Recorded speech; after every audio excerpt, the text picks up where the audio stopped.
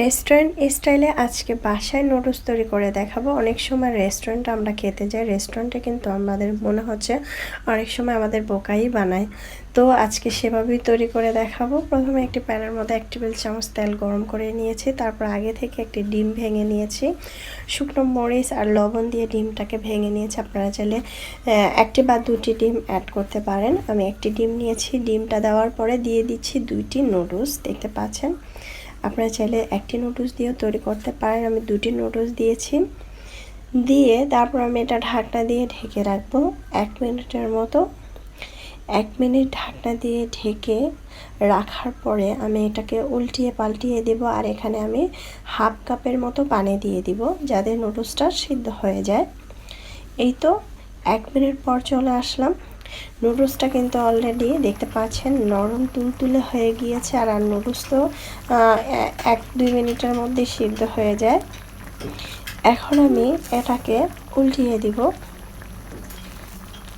এই তো উল্টিয়ে দিচ্ছি। চুলার আঁচ অবশ্যই কমিয়ে দিতে হবে, নাহলে কিন্তু ডিমটা পুড়ে যেতে পারে, মানে প্যানের মধ্যে লেগে যেতে পারে। এখন ডিমটাকে উল্টিয়ে দেওয়ার পরে ওপাশটা যখন সিদ্ধ হয়ে যাবে তখন আমি এটাকে ভেঙে নিয়েছি। ভেঙে একটু নেড়ে চেড়ে মিক্স করে নিচ্ছি, দেখতে পাচ্ছেন। মিক্স করার পরে গিয়ে আমি নুডলসটাকে উঠিয়ে নিব। নুডলসটা যখন হালকা ঝোল ঝোল থাকবে তখন এ পর্যায়ে উঠিয়ে নেব ওই প্যানটার মধ্যে। আর 1 টেবিল চামচ অ্যাড করলাম, দিয়ে দিলাম এখানে রসুন কুচি। আপনারা চাইলে এখানে আদা কুচিটা অ্যাড করতে পারেন, যারা আদাটা পছন্দ করেন, আদার ফ্লেভারটা। রসুন কুচিটা দেওয়ার পর এখন আমি এগুলো একটু নেড়ে চেড়ে ভেজে নেব। নুডলসের মধ্যে যখন একটা সুন্দর ফ্লেভার আসবে তখন দিয়ে দিচ্ছি পেঁয়াজ কুচি। আমি এখানে 1টি পেঁয়াজ কুচি করে দিয়ে দিলাম। তারপরে কাঁচামরিচ প্রায় 10-12টার মতো দিয়েছি, ঝাল ঝাল লাগলে খেতে ভালো লাগবে। দিয়ে দিলাম বটবটি কুচি করে কেটে হাফ কাপের মতো, হাফ কাপ দিয়ে দিলাম হচ্ছে গাজর। গাজরটাও কুচি করে নিয়েছি। আর চিকেনও নিয়েছি 1 টুকরোর মতো, এটাও সেম একটু ভেজে নেব। একটু নেড়ে চেড়ে ভেজে নিচ্ছি, দেখতে পাচ্ছেন। নুডলসটা আমি কীভাবে রান্না করছি, এভাবে রান্না করলে কিন্তু খেতে অসম্ভব মজার হবে। এই তো তারপরে আমি এখানে সয়া সস, তারপর হচ্ছে টমেটো সস, সামান্য একটু লবণ একটু গুলিয়ে নিয়েছি।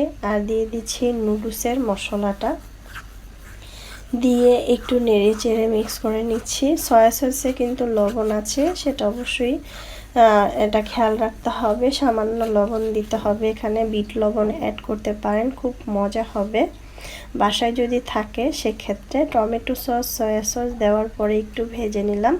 তারপরে আরেকটি নুডলসের মশলা ছিল, সেটাও অ্যাড করে দিলাম। নুডলসটা কিন্তু আমার রান্না করা কমপ্লিট। আর 1 মিনিটের মতো চুলার আঁচ বাড়িয়ে দিয়ে রান্না করে তারপরে আমি কিন্তু এটা উঠিয়ে নেব। খেতে কিন্তু ভীষণ মজা হয়েছিল, ঝটপট। এই রেসিপিটা চাইলে তৈরি করতে পারেন, খেতে দারুণ হয়েছিল। বাসার সবাই অনেক বেশি প্রশংসা করবে, খেয়ে বাইরের খাবারের কথা ভুলে যাবে।